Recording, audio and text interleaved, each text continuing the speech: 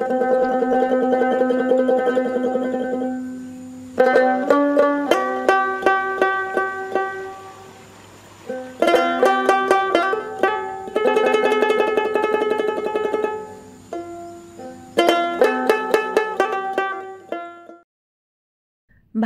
Polyhouse চাষ ধীরে ধীরে জনপ্রিয়তা পাচ্ছে।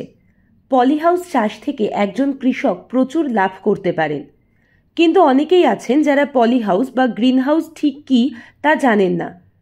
তাই আজ এই নিবন্ধে আমরা আপনাকে পলিহাউস এবং এর উপকারিতা সম্পর্কে কিছু বলবো। পলিহাউস হলো লোহা এবং প্লাস্টিকের স্তর দিয়ে তৈরি একটি সীমানা কাঠামো, যা ফসলকে পোকামাকড়, রোগ এবং আবহাওয়া থেকে রক্ষা করে। একবার লোহার তৈরি একটি পলিহাউস কাঠামো প্রায় 8 থেকে 10 বছর স্থায়ী হয়, কিন্তু সময়ের সাথে সাথে প্লাস্টিকের স্তরটি নষ্ট হয়ে যায়, যার কারণে এটি প্রতি বছর বা 2 বছর অন্তর প্রতিস্থাপন করতে হতে পারে। নির্মাণ প্রকারের উপর ভিত্তি করে পলিহাউস প্রধানত 3 প্রকারের। 1. কম খরচায় পলিহাউস। সাধারণত পলিথিনের ছাউনি, কোনো নিয়ন্ত্রণ নেই, বিদ্যুতের প্রয়োজন নেই, জলের পাইপ দিয়ে নিয়ন্ত্রিত সেচ ব্যবস্থা। ভেতরের তাপমাত্রা বাইরের তুলনায় 6 থেকে 8 ডিগ্রি সেন্টিগ্রেড পর্যন্ত বেড়ে যায়। হাওয়া চলাচল ব্যবস্থার মাধ্যমে তাপমাত্রা নিয়ন্ত্রণ করা হয়। ভেতরে সূর্যালোকের 30 থেকে 40% কম পৌঁছায়। 2. মাঝারি খরচের পলিহাউস। মাটির ওপর ফোঁটা সেচ ব্যবস্থা, কুয়াশা তৈরি ব্যবস্থা, 50% ছায়া জালিকার ব্যবহার। ওপরের ও পাশে বাতাস চলাচলের পথে পোকা আটকানোর জন্য সূক্ষ্ম জালের ব্যবহার। বাইরে আছে পাম্প ও জলাধারের ব্যবস্থা। 3. বেশি খরচায় পলিহাউস। বিভিন্ন নিয়ন্ত্রণ ব্যবস্থা সংবলিত জটিল গঠনশৈলীর পলিহাউস। এই ছাউনির মধ্যে আছে ফোঁটা সেচ, কুয়াশা নিয়ন্ত্রণ ও ঘর ঠান্ডা রাখার ব্যবস্থা। পরিবেশের উপর ভিত্তি করে প্রাকৃতিক বায়ু চলাচলযুক্ত পলিহাউস, পোকামাকড় ও রোগ প্রতিরোধের জন্য ফগার সিস্টেম সহ প্রতিকূল জলবায়ু থেকে গাছপালাকে রক্ষা করার জন্য এই ধরনের পলিহাউস খুবই সাশ্রয়ী। পরিবেশ নিয়ন্ত্রিত পলিহাউস।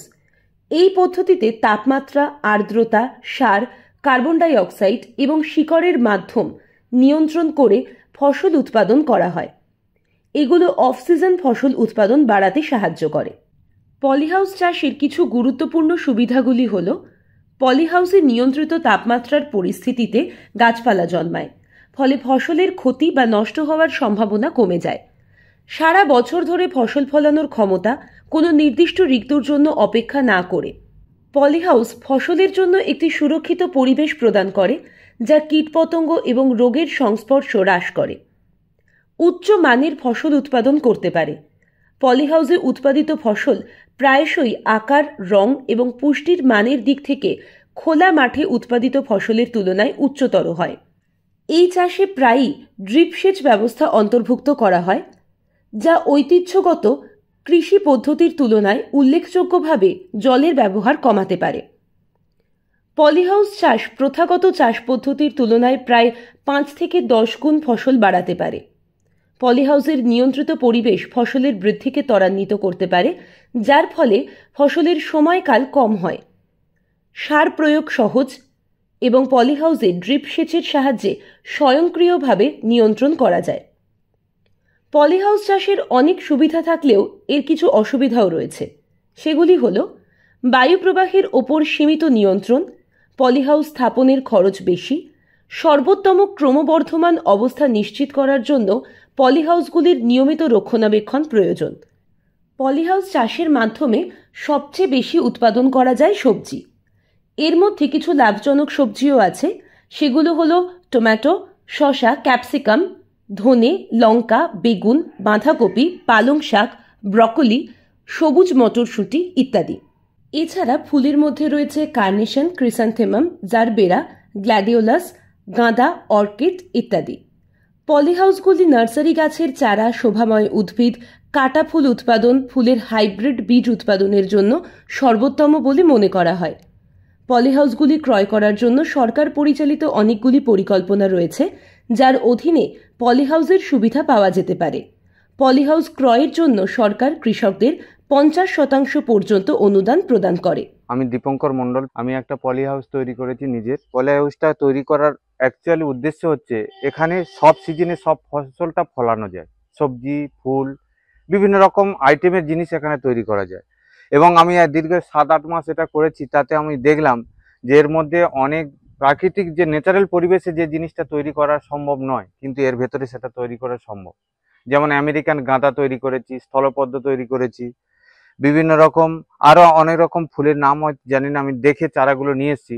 জারবেরা আছে আমার 350, এবং ফলের মধ্যে পাতিলেবু আছে, 3 রকম জামরুল আছে।